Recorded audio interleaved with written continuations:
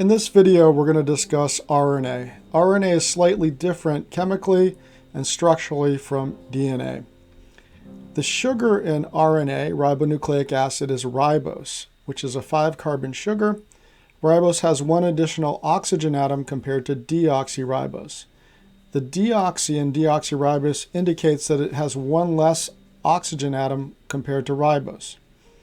RNA contains adenine, cytosine, and guanine. So those are the same nitrogenous bases found in DNA. However, RNA does not contain thymine. Instead of thymine, RNA contains uracil, which is chemically very similar, but it is distinct from thymine. Unlike our DNA, which is double-stranded, RNA has a single-stranded structure, as you can see in this diagram here. And this is important. So when DNA splits open, the hydrogen bonds in the middle are relatively weak, so the DNA can be opened up. And there's an enzyme called RNA polymerase, which actually helps in the formation of RNA molecule, a polymer of RNA. And this RNA strand that's formed will be complementary to the DNA strand.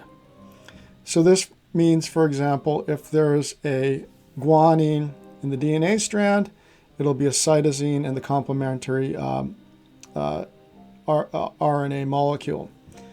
If there's a thymine in the DNA molecule, then the complementary base would be adenine. So you'd have those. And then the big difference is if there was adenine in the DNA, then the complementary nitrogenous base in the RNA molecule would have to be uracil instead of thymine.